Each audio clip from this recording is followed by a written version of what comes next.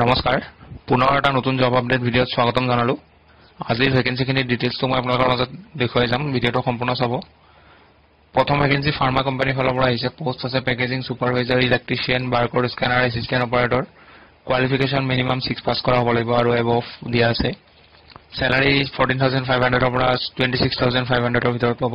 post wise বেলেগ বেলেগ স্যালাৰি হ'ব পিএফ আৰু ইএসআই ইয়াতে দিয়া হ'ব ফুডিং লডিং খিনি দিয়া হ'ব বয়স আপোনালোকৰ মিনিমাম 18 বছৰ হ'ব লাগিব আৰু ম্যাক্সিমাম 60 বছৰলৈকে এপ্লাই কৰিব পাৰে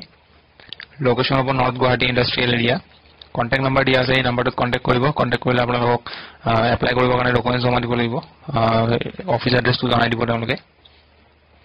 পিছৰ ভ্যাকেন্সিটো হোটেল ইণ্ডাষ্ট্ৰি ভ্যাকেন্সি হয় পোষ্ট আছে security guard driver restaurant service housekeeping computer operator experience minimum 3 বছৰ বিচাৰিছে লোকেশন হ'ব মঙ্গলদৈ আসাম কন্টাক্ট নাম্বাৰ দিয়া আছে এই নাম্বাৰটোত যোগাযোগ কৰিব আৰু ইয়াৰে লাষ্ট ডেট হ'ব 28 জুলাই পিছৰ ভ্যাকেন্সিটো এনজিওৰ পৰা আহিছে পোষ্ট হৈছে ওয়াৰ্ড বয় মেলৰ কাৰণে লোকেশন হ'ব যোৰহাট আসাম ফোন নম্বৰ আৰু ইয়াতে মেইল আইডি দিয়া আছে এপ্লাই কৰি ল'ব লাষ্ট ডেট হ'ব 28 জুলাই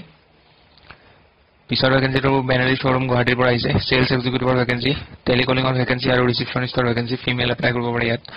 মানে ৰিসেপশনিষ্টটো কেৱল ফিমেলৰ কাৰণে হয় টেলিকলিং আৰু সেলছ এক্সিকিউটিভত মেল আৰু ফিমেল দুটা এপ্লাই কৰিব পাৰে এপ্লাই কৰা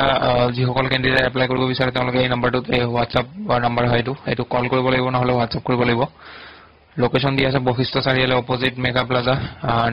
NH37 নিয়াৰ গুৰুদ্বাৰা গুৱাহাটী পিছৰ ভ্যাকেন্সিটো ফ্লিপকাৰ্টৰ পৰা আহিছে হাব এসিস্ট্যান্টৰ ভ্যাকেন্সি ইণ্ডাষ্ট্ৰি হ'ব ই-কমাৰ্চ এমপ্লয়মেন্ট টাইপ ইয়াতে থাৰ্ড পাৰ্টি পেৰোলত হ'ব